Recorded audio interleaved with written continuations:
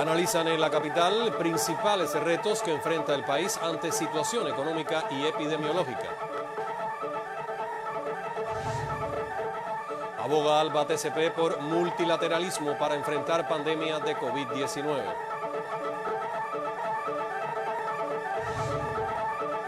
Clasifican las avispas de Santiago y ya están los 8 equipos que animarán la postemporada del béisbol cubano. Comienzo informándoles que el presidente de la República de Cuba, Miguel Díaz-Canel Bermúdez, el segundo secretario del Comité Central del Partido, José Ramón Machado Ventura, y el primer ministro Manuel Marrero Cruz, junto a las máximas autoridades del partido y el gobierno de La Habana, Luis Antonio Torres Iríbar y Reinaldo García Zapata, encabezaron una reunión de trabajo con directivos de la provincia, donde se analizó el comportamiento de la capital ante los principales retos que hoy enfrenta el país: pandemia, ordenamiento monetario y producción de alimentos. En medio de un complejo panorama agravado por la agresión del gobierno estadounidense, que en sus últimas jornadas en el poder ha arreciado su hostilidad, Cuba inició el año 2021 inmersa en 3 grandes desafíos: el enfrentamiento al nuevo y mayor rebrote de la epidemia de COVID-19, la implementación de la tarea ordenamiento y la necesidad de potenciar la producción nacional de alimentos. Fueron estos los temas que centraron la reunión de la dirección del partido y el gobierno con autoridades y directivos de los 15 municipios de la provincia de La Habana, que tuvo lugar en la tarde de este lunes en el Palacio de Convenciones. Casi 4 horas de intenso debate siguieron a la presentación de un detallado informe por parte del gobernador Reinaldo García Zapata. Al abordar el combate al nuevo coronavirus, el también vicepresidente del Consejo Provincial de Defensa expresó que, después de controlar con éxito en 2 ocasiones la transmisión del SARS-CoV-2, La Habana registra hoy un importante crecimiento de los casos, motivado por el incumplimiento de los protocolos de aislamiento tras el reinicio de los vuelos internacionales y la masiva llegada de viajeros desde el exterior. El presidente Miguel Díaz-Canel llamó a utilizar la experiencia acumulada a lo largo de más de 10 meses de lucha contra la enfermedad para hacer frente a la complejidad del momento. ¿Cómo trabajamos con las familias que van a recibir viajeros o que ya han recibido viajeros y donde todavía tenemos una cola de transmisión?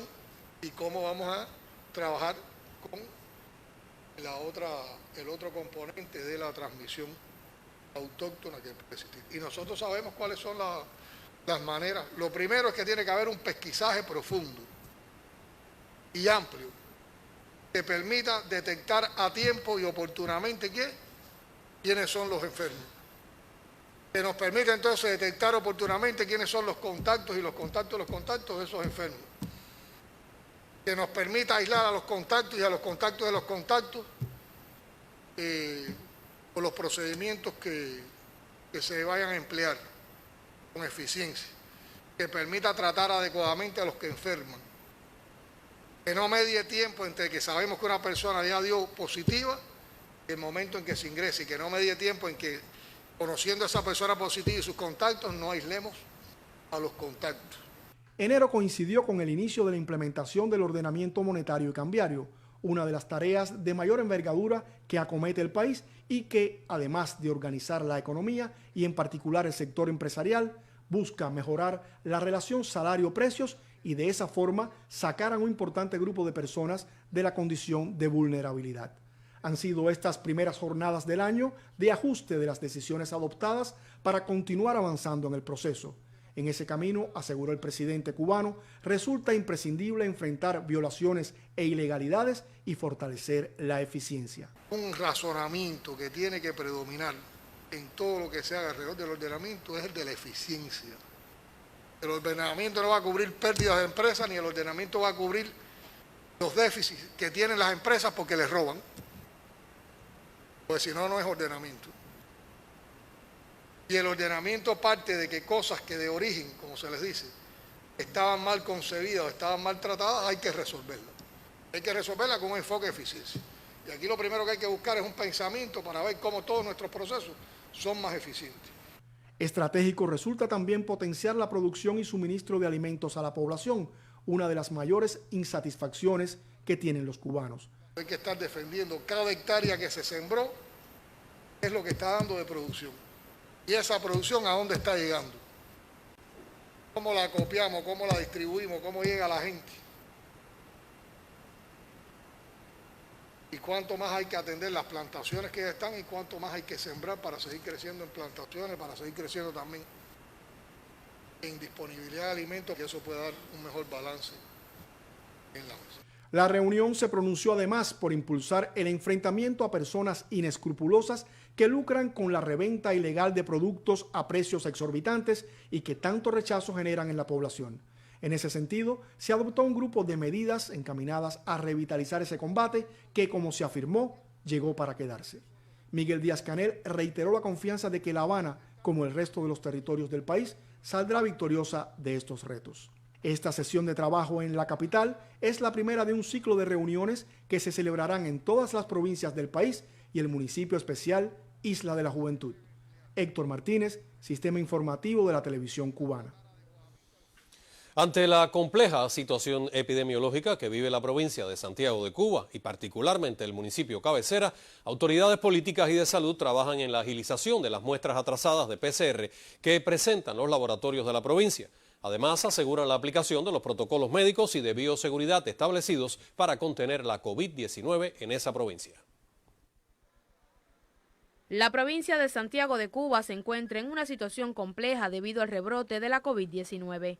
Ante la actual complejidad epidemiológica, en la jornada de ayer se reportaron 2 casos positivos. Sin embargo, este pequeño número respondió a la prioridad de las pruebas realizadas en el Laboratorio Provincial de Higiene, Epidemiología y Microbiología del territorio a las muestras de la provincia de Guantánamo. En la sesión de trabajo del Consejo de Defensa Provincial, el doctor Aldo Muñoz Hernández, director de Asistencia Médica del Ministerio de Salud Pública, explicó que esta semana será de esfuerzo total para avanzar con todas las muestras para PCR atrasadas en el laboratorio local como en el Instituto Pedro Curí de La Habana. Enfatizó además que actualmente en el IPK se encuentran 1.701 muestras, de las que se comenzarán a dar respuestas en próximas horas. También el facultativo informó que de los 135 casos sin fuentes de infección definida, solo quedan 8, lo cual favorece la vigilancia. Aunque los resultados no son alentadores, se hace necesario realizar una vigilancia epidemiológica minuciosa para detectar a todos los enfermos con el virus, cuya finalidad será clave para detener la transmisión de la pandemia. En la jornada se conoció además que el transporte público estatal y privado estará restringido de 5 a 8 de la mañana y de 4 a 7 de la tarde. Ser consecuentes ante la fase que transita la provincia con el instinto de conservación propio y percepción de riesgo para la protección de nuestra familia dependerá de nosotros transformar la realidad que hoy muestra el territorio. Desde Santiago de Cuba, Dailin Herrera Vallar, Sistema Informativo de la Televisión Cubana. En Guantánamo ya son más de 900 los casos autóctonos desde la nueva normalidad y 135 focos activos, por lo que la situación epidemiológica demanda el esfuerzo de voluntarios y personal de salud. En ese territorio, más de 3 brigadas se suman al enfrentamiento de la pandemia, mientras aumenta la capacidad de instalaciones para la atención a casos positivos y contactos. Varias brigadas de voluntarios y de personal de salud son abanderadas en Guantánamo para apoyar el enfrentamiento a la COVID-19. Al unísono, la provincia amplía la capacidad de centros de aislamientos y se crean nuevos hospitales de campaña. Tal es el caso de la Escuela Vocacional de Arte y el IPVC José Maceo. Tiene 30 camas reales, 30 camas disponibles para el ingreso de los pacientes. Actualmente tenemos 20 pacientes ingresados. De esos 20 pacientes, 18 están en la espera de resultado del PCR. Se creó el domingo en la tarde-noche con una capacidad de 232 camas. Recibimos 30 profesionales de salud de Baracoa. Esta es una tarea masiva, no solamente de salud pública, sino de toda la población. Y en este caso se hace necesaria nuestra ayuda porque tenemos más de 700 casos en la provincia. Sabemos que todo va a salir bien y tenemos la certeza y la confianza en nosotros y en nuestros compañeros de que todo va a salir bien y que vamos a controlar la pandemia en Guantánamo. Responden a la convocatoria trabajadores de educación y el INDER para apoyar las tareas de servicios. Debemos de pensar como país, para pensar como país, esta es la tarea que tenemos priorizada y hay que darle el frente para poder cumplir con ella. Guantánamo se mantiene con 12 centros de aislamiento para casos sospechosos y contactos y 5 hospitales de campaña con una capacidad de 1.042 camas para atender a pacientes positivos de la COVID-19 y sus respectivos contactos. Hasta este municipio llegan las brigadas de solidaridad desde los demás territorios de nuestra provincia, pues la situación epidemiológica se complejiza. Desde la nueva normalidad se reportan 1.045 pacientes positivos a la COVID-19, de ellos 916 son autóctonos. Hasta la fecha han egresado 104 pacientes recuperados de la COVID-19. Desde Guantánamo ha sido un reporte de Ernesto Martínez y Miguel Reyes para el Sistema Informativo de la Televisión Cubana. El segundo secretario del Comité Central del Partido, José Ramón Machado Ventura, el vicepresidente Salvador Valdés Mesa y el viceprimer ministro, doctor Roberto Morales Ojeda, encabezaron la reunión del Grupo Temporal de Trabajo para el enfrentamiento a la COVID-19 en una jornada en la que se registraron 330 nuevos positivos, 2 fallecidos y 417 altas médicas. Participaron también los viceprimeros ministros, comandante de la Revolución, Ramiro Valdés Menéndez, Ricardo Cabriza Ruiz, Alejandro Gil Fernández e Inés María Chapman Wow, junto a otros integrantes del gobierno. Aunque el número de altas médicas superó al de los diagnosticados al cierre del lunes, la situación epidemiológica en Cuba se mantiene muy compleja. 330 fueron los confirmados con la COVID-19 en la jornada en todos los territorios, excepto la provincia de Pinar del Río y el municipio especial Isla de la Juventud.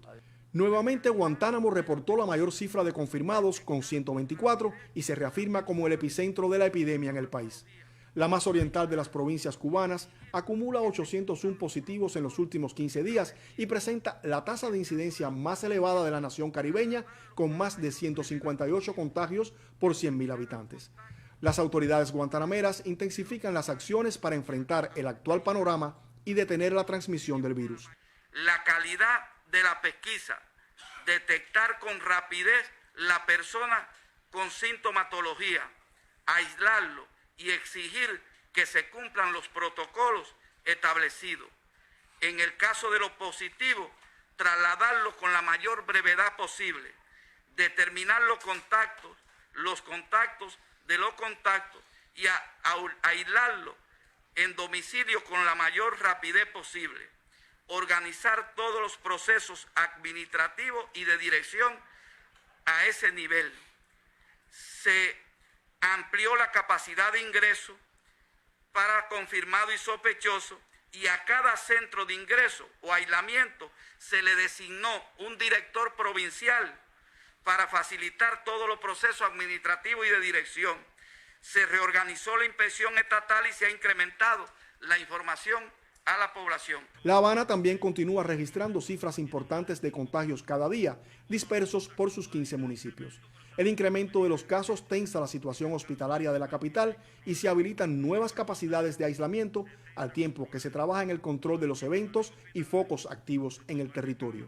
Los 26 controles de foco que tienen más de 5 casos, ninguno apunta a que pueda ir al incremento, pero se han tomado medidas emergentes en el caso de estos 26 controles de foco. Y hoy logramos cerrar 70 controles de foco. Mayabeque es otra de las provincias con desfavorables indicadores sanitarios en las últimas semanas. La detección de los contactos de casos confirmados es baja y el territorio acumula 11 diagnosticados sin fuente de infección definida. Hacia el incremento de la pesquisa y su calidad, dirigen las autoridades su accionar. La provincia, según las dificultades que se han señalado, concentra sus esfuerzos en el control riguroso en la atención primaria de salud para insistir en la detección de los casos que presentan síntomas de ira e igualmente el aumento de la pesquisa en el total de la población. Santiago de Cuba y Matanzas, dos provincias con altos niveles de transmisión en lo que va de enero, también informaron sobre su situación en el enfrentamiento a la COVID-19.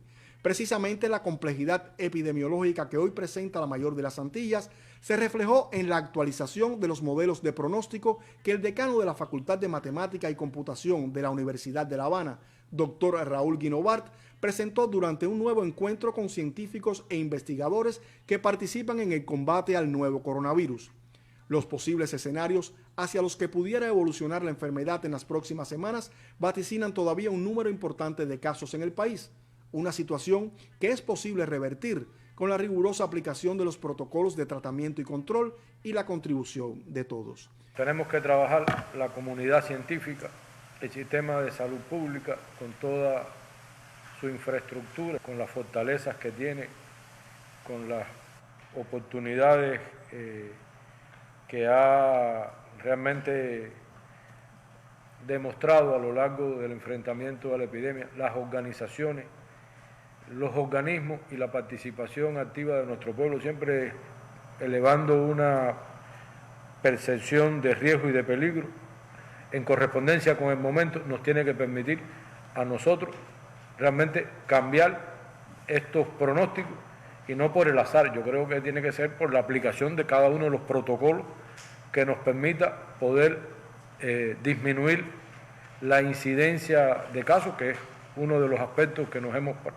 propuesto en el protocolo, evitar que se nos enferme la población, que el que se enferme no llegue a grave y a crítico, y el grave o crítico no fallezca. Los pronósticos nos pueden llamar la atención, pero también tenemos que tener la seguridad que estamos en condiciones de que esos pronósticos, lo mejor que nos puede decir Raúl en las próximas reuniones es que se empezaron a mover los pronósticos y que la actuación de todos, de conjunto, garantice que no se cumplan. Yo creo que ese tiene que ser el espíritu de todos. Tiene que ser también con optimismo, con confianza, con seguridad de que lo vamos a poder revertir.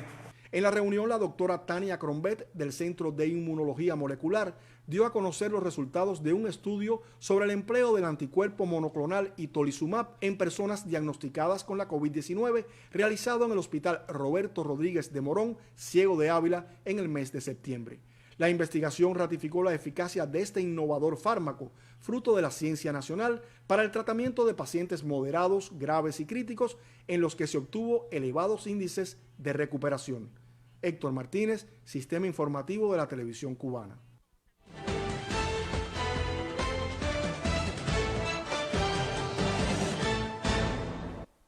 El Consejo Social del ALBA TCP sesionó hoy de forma virtual bajo el lema Unidos contra la COVID-19. Los países que integran el bloque regional acordaron reforzar la estrategia común de enfrentamiento a la pandemia. El Consejo Social de la Alianza Bolivariana para los Pueblos de Nuestra América, Tratado de Comercio de los Pueblos, acordó impulsar una estrategia conjunta para el control de la pandemia, incluida la vacunación masiva y gratuita de la población en los países del bloque. El secretario ejecutivo del ALBA TCP, Sasha Llorenti, abogó por el multilateralismo y rechazó el enfoque mercantilista en medio de la crisis sanitaria. Es el mercado el que está decidiendo quién se vacuna primero. Quien paga más se vacuna antes. Se vacunan primero los más ricos. Se vacuna quien puede pagarla.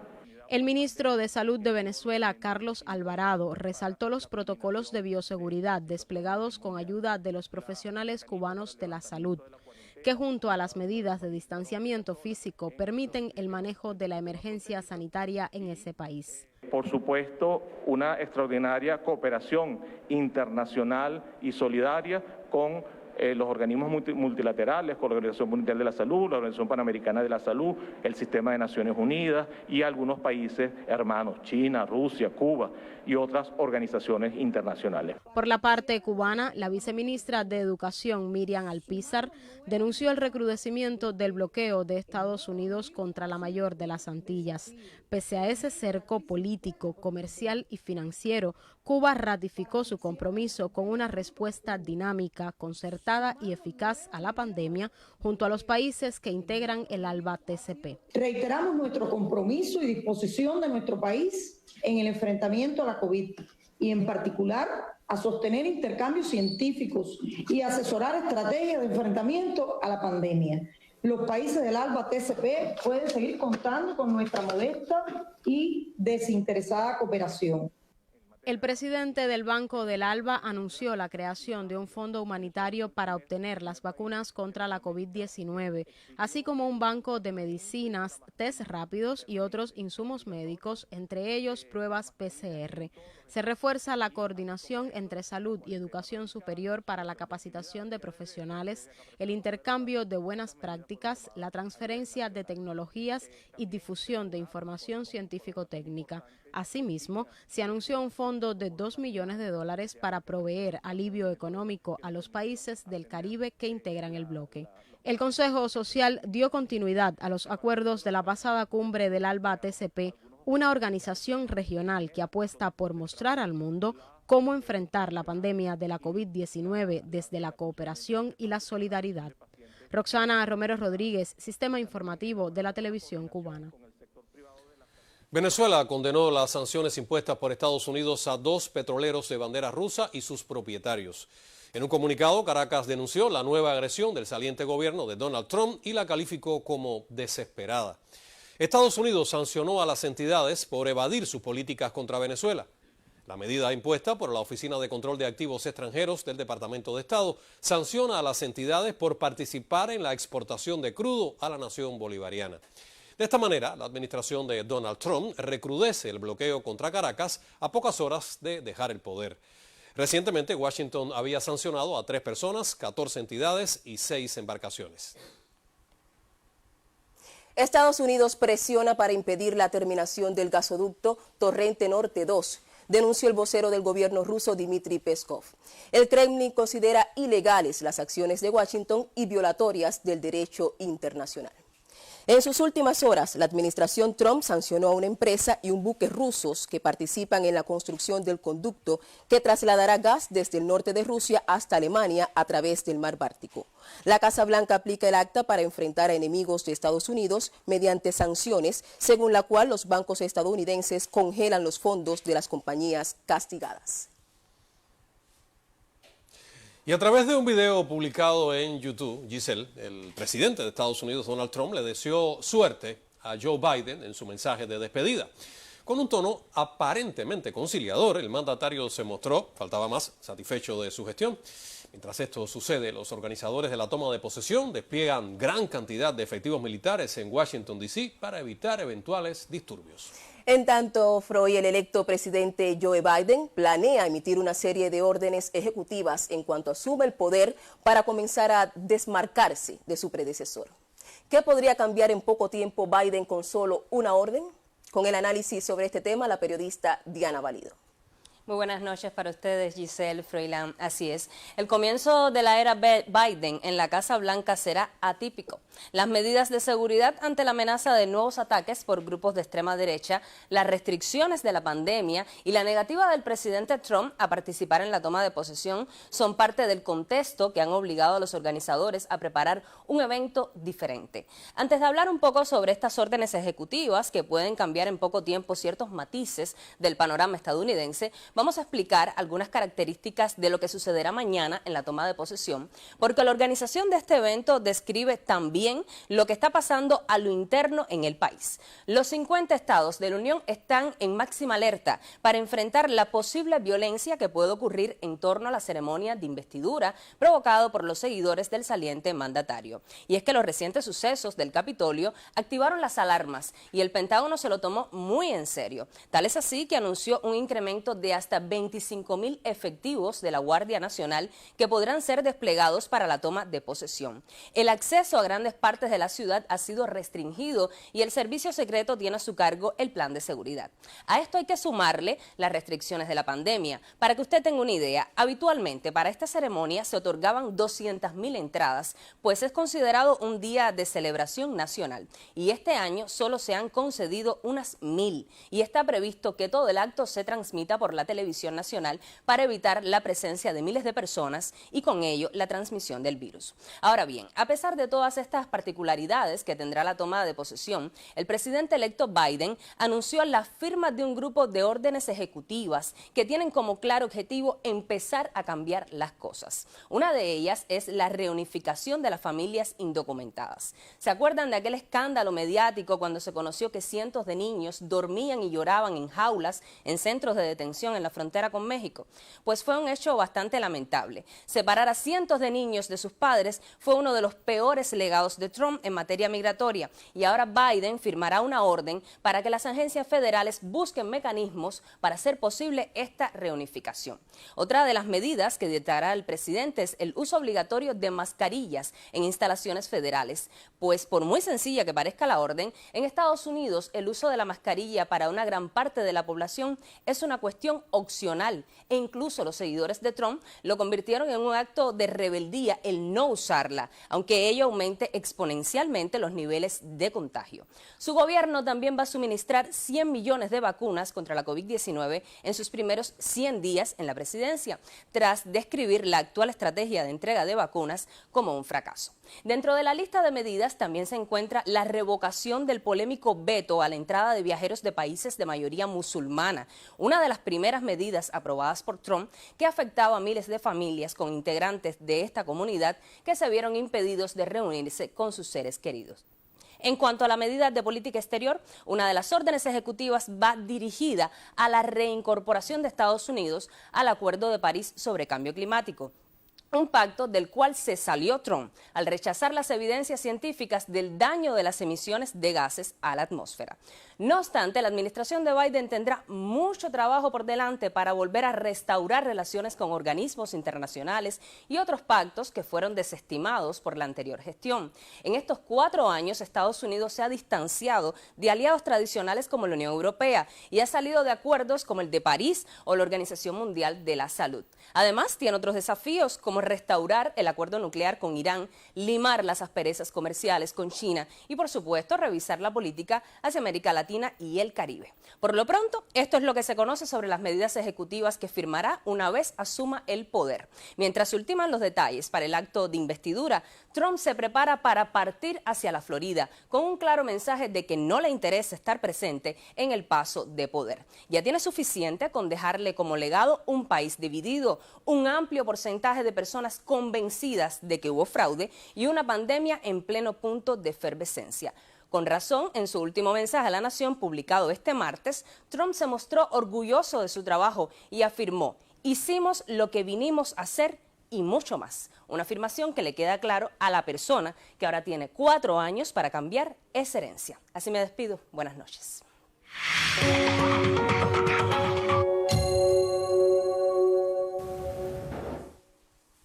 La República Bolivariana de Venezuela cuenta con más de 1,5 millones de personas alfabetizadas gracias al método Yo Sí Puedo, creado por Leonela Relis. Este programa ha sido aplicado en más de 28 países y se le han realizado 15 contextualizaciones en una decena de idiomas. Los resultados obtenidos representan un buen pretexto para recordar a la pedagoga cubana en el 6º aniversario de su desaparición física. Las revoluciones educativa y cultural entrelazaron sus manos en Venezuela para conmemorar el 6º aniversario de la desaparición física de Leonela Reis Díaz, quien protagonizó en la tierra de Bolívar una de las obras más descollantes en la guerra contra la ignorancia, que triunfó el empeño cuando desterraron el analfabetismo en el 2005. En el Ministerio del Poder Popular para la Educación se dieron cita a autoridades cubanas y venezolanas, educadores de ambos países y estudiantes de diversos niveles de enseñanza para resaltar la obra formativa de una mujer que creó el programa educativo Yo Sí Puedo, el cual alfabetizó en revolución a más de 1,5 millones de personas. Cada verbo utilizado distinguió la solidaridad de los pueblos para materializar los proyectos sociales. Invocó la hermandad que se mantiene hasta hoy y que permite enfrentar los fenómenos naturales y los creados por potencias para pretender someter a las alternativas humanistas. Desde Caracas, Rey Villa Alexander Cario Osvaldo Sánchez Naranjo, Sistema Informativo de la Televisión Cubana.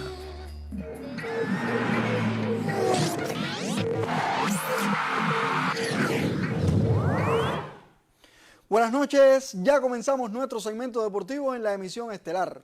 El equipo de Santiago de Cuba se convirtió esta mañana en el último clasificado a los playoffs de la Serie 60 de béisbol. Las avispas orientales dieron la estocada final en el primer choque de hoy al vencer a la isla 7-4. Santiago contó nuevamente con el trabajo ejemplar de 2 de los mejores pitchers del campeonato que están para Equipo Cuba. Carlos Font, que llegó a 12 victorias, y Junior Tour, que se ratificó como líder en juegos salvados de la serie con 14. En el segundo duelo también se impuso el elenco indómito, esta vez con pizarra abultada de 12-3. El campeón olímpico Dani Betancourt fue el dueño del triunfo y el receptor Alexander Llanes sobresalió madero en mano al conectar de 5-4. Santiago de Cuba no llegaba a los playoffs de la pelota cubana desde el año 2010 y no gana un campeonato desde el 2008. Por eso hemos recibido esta noticia con tanta alegría, porque se trata de una de las provincias con más historia en nuestro deporte nacional. Las avispas llevan una década ausente de la gran fiesta, pero en estos 10 años no han dejado de trabajar, de formar talentos y ahora están recogiendo los frutos. En este regreso tan esperado de Santiago, tiene un gran mérito su director Heriberto Rosales y su cuerpo de entrenadores que vienen trabajando exitosamente con estos peloteros desde las categorías inferiores. Precisamente al terminar el juego de hoy, después de obtener la clasificación, algunos protagonistas del equipo Santiago le ofrecieron declaraciones al colega Aurelio Prieto Alemán. Después de 5 meses de trabajo, pasando por momentos difíciles, realmente los muchachos han hecho un gran trabajo. Contento con todos ellos por lo que han hecho. Realmente se han puesto a la altura de un equipo de Santiago con deseo de hacer más. 120% de alegría, porque es doble. Hoy estoy de cumple también y gracias a Dios el equipo también clasificamos, que es lo que hace rato estamos buscando y disfrutar la hora. Ya logramos lo principal y la parte más difícil que era clasificar. Ya clasificamos, la tenemos toda. Ahora a seguir como equipo unido, combativo, entrenar y consagración. Decirle a la afición de Santiago que lo dimos todo por ellos y que disfruten, que estamos en el playoff y vamos a seguir para adelante ahora. Ahora todo lo que viene un poquito más fuerte, pero nosotros estamos preparados y vamos por todo. La cara opuesta de la moneda es Camagüey, que increíblemente se queda fuera de la postemporada, exhibiendo una de las mejores plantillas de la actual Serie Nacional. Los Toros de la Llanura tienen una poderosísima alineación, un trío de abridores que de haber clasificado eran favoritos contra casi todos los equipos. Encabezaron además la tabla de posiciones durante buena parte de la serie y sin embargo hasta hoy llegaron. Y por falta de motivación no creo que sea, porque esa es una de las provincias que mejor atiende a sus peloteros. Pero bueno, el deporte es así de impredecible. Mañana tendremos el último juego de la etapa clasificatoria en esta serie 60 con el choque entre Pinar del Río e Industriales con transmisión en vivo del canal Tele Rebelde desde el estadio Nelson Fernández a partir de las 10 antes meridiano. Ese juego de mañana entre Vegueros y Leones definirá el cuadro completo de los pareos de cuartos de final. El único enfrentamiento de playoff que ya es seguro es Santiago contra Las Tunas. Siguiendo con notas de nuestro pasatiempo nacional, ya está en su provincia Granma el pitcher número 1 de Cuba en los últimos años, el derecho Lázaro Blanco, después de su exitosa incursión en la Liga Nicaragüense. Desde la cuarentena de su hogar, que deben cumplir todos los viajeros por estos días, la principal carta de triunfo de los alazanes le envió declaraciones vía WhatsApp a la colega Rosa María Torres Montalbán. Muy contento por estar aquí, ansioso por incorporarme al equipo para así poder defender a los alazanes y poder discutir el título de Cuba nuevamente, que es lo fundamental. Y le doy gracias a todos por el esfuerzo que hicieron. Y ahora tenemos que unirnos más para poder lograr el objetivo. Estoy esperando, tendré que estar los 7 días de aislamiento para así esperar los resultados del primer PCR y del segundo, para entonces incorporarme al equipo, a los entrenamientos y así comenzar la postemporada con el equipo de la selección. Qué buena noticia para Granma.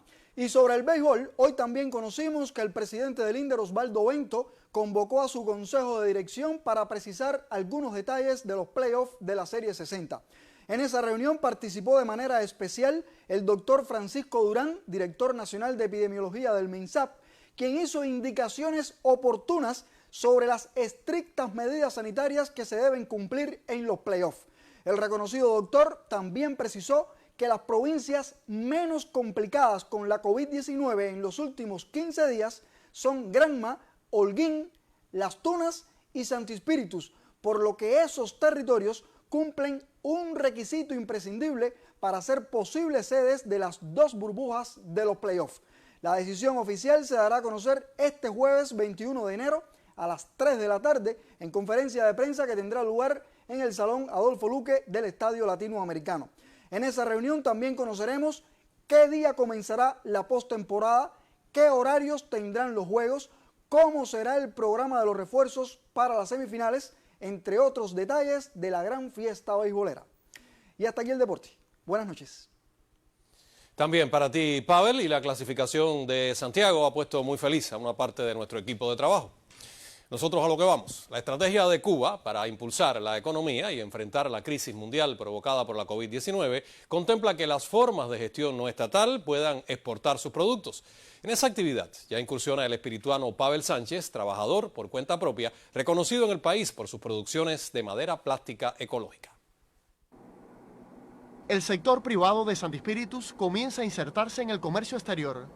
Los primeros pasos en la actividad exportadora los dio a finales del pasado año el trabajador por cuenta propia Pavel Sánchez, líder del proyecto Ecomadera Cubana. Fue un contenedor de perfiles, tablas, columnas, 24 toneladas específicamente, por un valor de aproximadamente $13.000, con destino a la República Dominicana. Estos perfiles serán empleados para hacer construcciones modulares, parle, etc. Pavel Sánchez y quienes laboran con él fueron pioneros en Cuba en la producción de madera plástica ecológica a partir de residuos reciclados.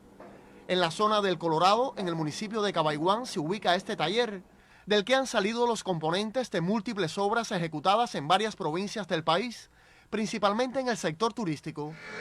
Ahora Ecomadera Cubana se adentra en el ámbito de la exportación y su primera experiencia, asevera Pavel, fue positiva. Realmente con acompañamiento de la empresa exportadora, que en este caso fue BK Import Export, logramos hacer bastante rápido los procesos y firmamos contrato en noviembre y ya en diciembre estaba hecha la exportación. Realmente fue un proceso rápido, eficiente, ya incluso cobramos nosotros el valor de la exportación. En su opinión, vale la pena exportar, pues la forma de gestión no estatal tiene beneficios fiscales y lo más importante, recibe en moneda libremente convertible el 80% del ingreso percibido por la entidad exportadora, una vez deducidos los costos de operaciones y el margen comercial. Poder exportar nos permite acceder a recursos en dólares, en moneda convertible, que va a tributar a incrementar producción, o sea, adquirir recursos, tecnología, piezas de repuesto, que haga más competitivo el producto, más productiva la planta, el trabajo más humanizado. Con esos propósitos, Pavel también inició desde el pasado año los trámites para importar. Tengo el criterio de que el proceso es mucho más lento que para la exportación. La exportación fue muy expedito, muy rápido. La importación entiendo que puede ser más ágil. Y mientras espera concretar su primera importación, proyecta seguir exportando ecomadera, incluso con mayor valor agregado, no solo a República Dominicana, sino también a otros países del Caribe y de Europa. Un sueño que Pavel Sánchez se empeña en hacer realidad por el bien de su negocio y del país. Desde Santi Spíritus, Alain Jiménez, Sistema Informativo de la Televisión Cubana. Las empresas de aseguramiento y servicio de la agricultura tienen la misión de brindar servicios logísticos que garanticen el funcionamiento de las entidades en ese sector, al tiempo que desarrollan producciones para el turismo y las ventas al pueblo. Con ese objetivo, en la provincia de Granma, la unidad empresarial de base recuperó su módulo de casas de cultivo y hoy es una de las mejores en el país. En Cuba, solo 2 unidades empresariales de base pertenecientes al grupo empresarial Gelma cuentan con módulos propios de casas de cultivo. La de Granma es una de ellas. Ubicado en la finca La Pupa del municipio Bayamo, este módulo incluye 18 estructuras para la producción de vegetales y hortalizas y una para la obtención de posturas, garantizando in situ la continuidad de los cultivos. Esta finca se inauguró en 2006, pero por problemas económicos y falta de recursos se había deprimido. Hace apenas un año, sus trabajadores la recuperaron casi con esfuerzos propios y ahora destaca por los altos niveles productivos de tomate, pepino y ají pimiento, entre otras producciones de primera calidad que comercializa frutas selectas. Nosotros lo hemos estado recuperando, aquí nada más habían 5 casas con techo, ahora ya logramos tener activadas las 19 casas con las que cuenta el módulo. Teníamos problemas con el riego, es decir, con la turbina principal, que es la que nos aporta el agua de arriba hacia acá. Y eso solamente contábamos con la turbina auxiliar. Ahora no, ahora contamos con la turbina desde hace 2 meses que estabilizamos ya el riego. Aquí se cultivan variedades resistentes a las plagas y de rápida reproducción. Lo mejor es que son cultivos que se obtienen de manera orgánica por la aplicación de medios biológicos, sustituyendo los químicos de importación. Garantía para el mercado interno en divisas y el pueblo, así como entidades del sistema agrícola que reciben los productos para sus trabajadores. Se trata además de una finca que ha impactado en la comunidad en la que está enclavada, generando una treintena de empleos y garantizando utilidades a sus trabajadores que hoy pueden expender en MLC. Evidencia de un programa económico que va en avance y que beneficia al pueblo trabajador. En Granma, Catiusca León, Sistema Informativo de la Televisión Cubana.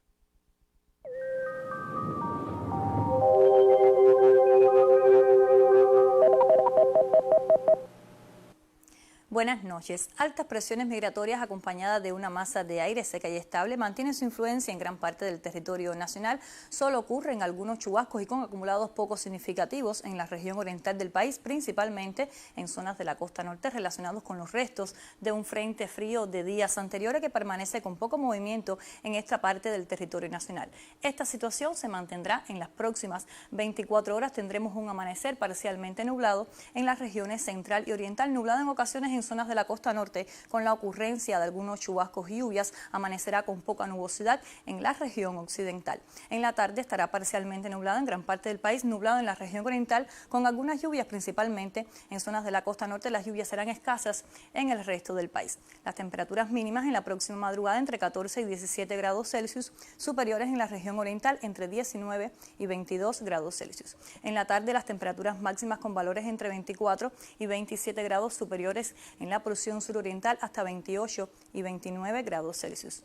Los vientos del nordeste en las regiones occidental y central y del nordeste al este en el oriente del país con velocidades entre 15 y 30 kilómetros por hora, con rachas superiores en zonas de la costa norte. Se mantienen las marejadas en la costa norte de la región oriental, oleaje en el resto de la costa norte y poco oleaje en toda la costa sur. Para los próximos 3 días baja la probabilidad de lluvias en el occidente y centro. Se mantiene la marcada influencia anticiclónica. Ocurrirán algunos chubascos en zonas de la costa norte de la región oriental del país relacionado con el transporte de nublados bajos en el flujo del nordeste. Las temperaturas con un ligero ascenso gradual, valores entre 26 y 28 grados Celsius hasta 30 grados en la región oriental del país. En resumen, para mañana poco cambio en las condiciones del tiempo, solo algunos chubascos y de manera ocasional en zonas de la costa norte de las regiones central y oriental. Esto es todo en cuanto a la información meteorológica. Tengan todo feliz noche y hasta mañana.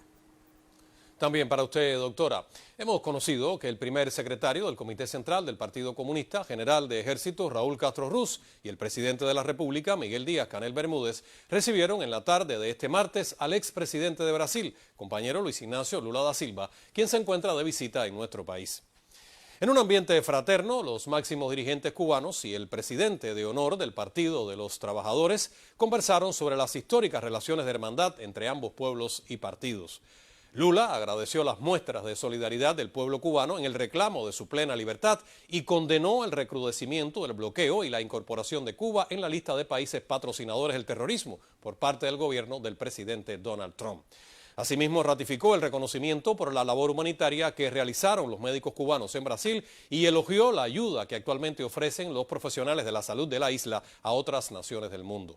En el encuentro estuvieron presentes el primer ministro Manuel Marrero Cruz y el canciller Bruno Rodríguez Parrilla. También asistió el periodista, político y escritor brasileño Fernando Gómez de Moraes.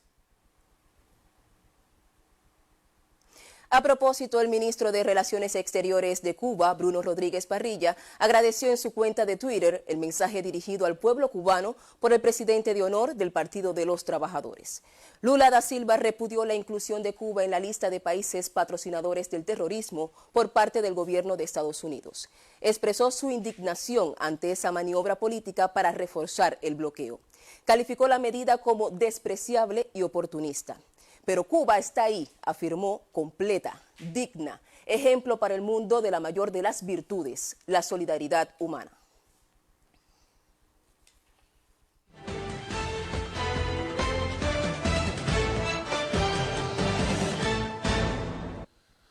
Unos 4.000 hondureños retornaron a su país tras el intento fallido de llegar en caravana a Estados Unidos tras la represión de las fuerzas de seguridad de Guatemala. El grupo, compuesto por unos 6.000 migrantes, se encontraba varado desde el sábado en el departamento guatemalteco de Chiquimula, cercano a la línea fronteriza con Honduras. En los enfrentamientos, varias personas resultaron heridas, entre ellos agentes migratorios. La primera caravana de 2021 pretendía llegar a Estados Unidos con la esperanza de que el gobierno, que asumirá en unas horas, flexibilice sus políticas migratorias.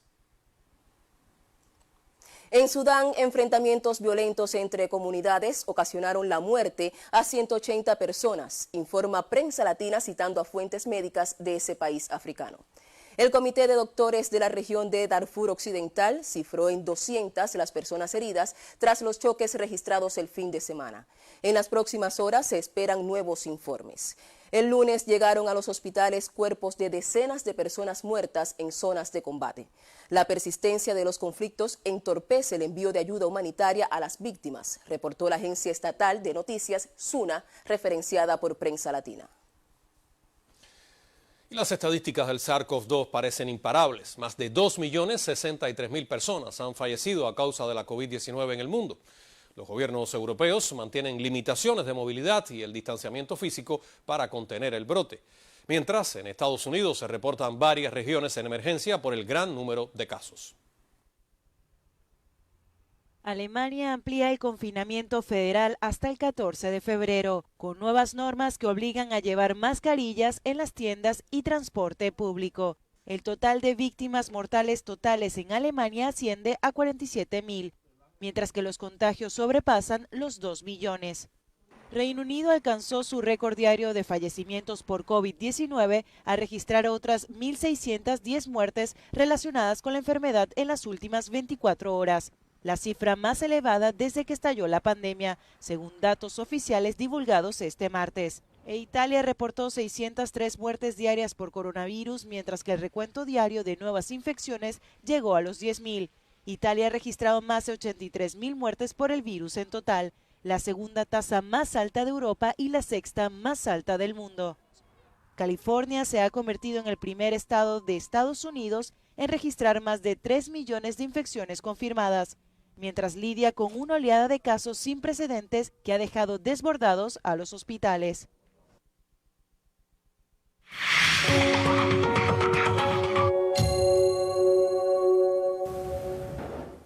En los últimos 15 días, Villa Clara reporta un acumulado de 334 personas contagiadas con el nuevo coronavirus.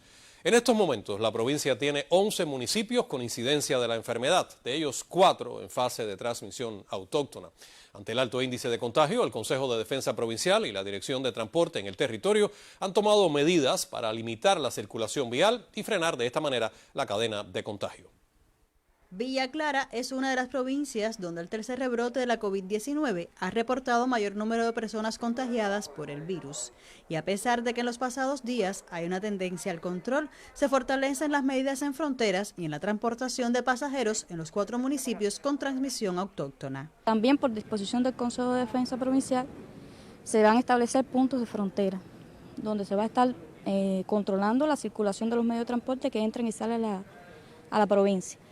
Debemos estar otorgando autorizos para salida fuera de provincia en casos excepcionales, dígase fallecidos, hospitales. Los autorizos de circulación dentro de la provincia se le va a otorgar a los medios de transporte administrativos y de servicio, que son imprescindibles para las entidades.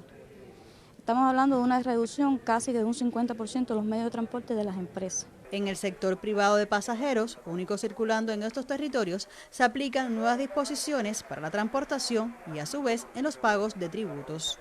Estos van a trabajar en un horario de 5 de la mañana a 6 de la tarde. Van a trabajar cumpliendo con las advertencias sanitarias hoy que tienen cada uno, que están establecidas por cada uno de ellos. A partir de ahora nosotros le entregamos el autorizo, le activamos la licencia operativa a cada uno de estos equipos y ellos solamente van a bonificar el 50% de los tributos de ellos a la ONAC. Con un total de 117 villaclareños contagiados activos al nuevo coronavirus, el territorio arrecia las medidas de circulación para evitar la transmisión y cortar el contagio de esta enfermedad. Desde Villa Clara, Sandra Cristina, Sistema Informativo de la Televisión Cubana.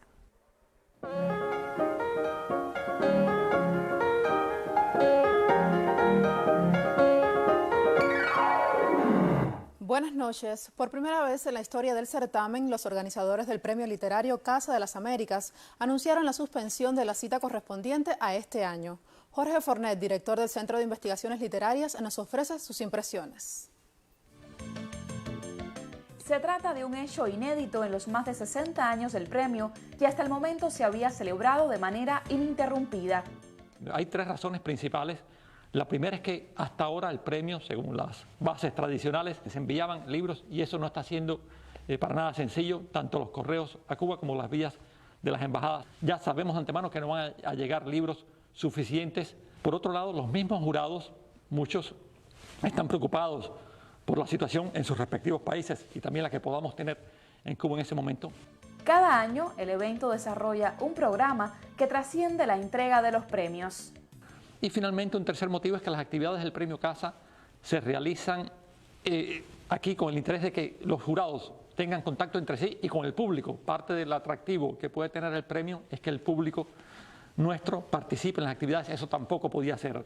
Pronto haremos pública la convocatoria del próximo año, el Premio Literario 2022, en que todavía tendremos que decidir varias cosas, cuáles serán los géneros. Por lo pronto, los géneros que estaban concursando este año, novela, poesía y ensayo de tema histórico-social, se mantendrán y veremos qué haremos con los otros. Pero lo que sí está claro es que ya vamos a aprovechar esta, digamos, nefasta ocasión para permitir que las obras concursen digitalmente. El Premio Casa ha hecho visible la obra de numerosos autores latinoamericanos en diversos géneros y lenguas. Es también el evento más antiguo de su tipo en el continente. Jenis Laura Prieto, Sistema Informativo de la Televisión Cubana. A propósito, el presidente de Casa de las Américas, Abel Prieto, compartió en Twitter el mensaje del escritor, traductor e historiador brasileño Luis Bernardo Pericaz. El intelectual del gigante sudamericano expresó su solidaridad con Cuba y con la Casa de las Américas a partir de la arbitraria inclusión de la mayor de las Antillas en la lista de países patrocinadores del terrorismo. Continuamos con más informaciones. La edición 36 del Festival Internacional Jazz Plaza inició este martes en plataformas digitales. El evento se transmite en cadena por más de 130 páginas de Facebook, a través de Streaming Cuba, el canal de YouTube del Ministerio de Cultura y el canal clave de la televisión cubana. En su primera jornada quedó inaugurado el Coloquio Internacional de Jazz Leonardo Acosta in Memoriam, con una sesión homenaje a Miguel Failde en su centenario. En este espacio se dialogó sobre el jazz y sus múltiples vertientes y el norteamericano Victor Goins ofreció una clase magistral. Hoy las presentaciones musicales estuvieron a cargo de Ruy López Nusa, César López y Aban Ensemble, Roberto Fonseca y Bobby Carcassés. La descarga de jazz fue protagonizada por Pancho Amat, mientras que el espacio de música popular presentó el concierto de Pupi y Los que son en la Tropical. Asimismo, el programa de Jazz Plaza incluyó videoclips del género, una revista informativa y una conferencia de prensa.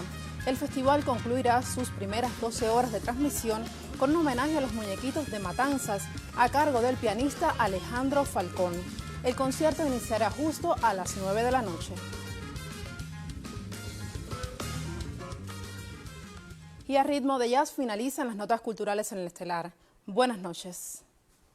Hasta mañana, Esther.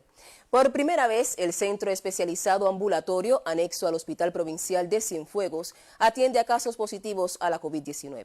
La aplicación de los más actualizados protocolos cubanos de atención en zona roja muestra excelentes resultados en la recuperación de los pacientes. Se entrenaron el cuidado de casos sospechosos a la COVID-19 el pasado año, pero en este nuevo y más numeroso rebrote del virus, asumen por vez primera el cuidado de pacientes positivos. Esa dinámica de la bioseguridad, esa dinámica que nos dio el flujo del hospital, nos preparó para, con lecciones aprendidas, poder reorganizar el hospital. Por supuesto que hubo que actualizarse en los nuevos protocolos, protocolo 5 de actuación. Nos usamos caleta, a razón de 2 cápsulas cada 12 horas, cloroquina una cada 12 horas, y el ferón se fabrica cada cubo. También anticuerpos monoclonales de creación nacional empleados por expertos cienfuegueros durante su colaboración en hospitales de Ciego de Ávila va mostrando eficacia en la terapia intensiva y en los 3 pacientes graves hasta ahora atendidos, incluida esta nonagenaria. Ciertamente hemos visto mejoría y al mismo tiempo hemos visto que por lo menos la enfermedad se está atenuando y están respondiendo bien al resto de la terapéutica. Están dando muy buenos resultados. Tenemos en estos momentos, todos los meses, tenemos 17 niños ingresados en estos momentos en este hospital. Sí, 17 menores de 18 años, todos con una evolución favorable. no tenemos ningún niño grave. Se está dando ya altas médicas a pacientes realmente recuperados.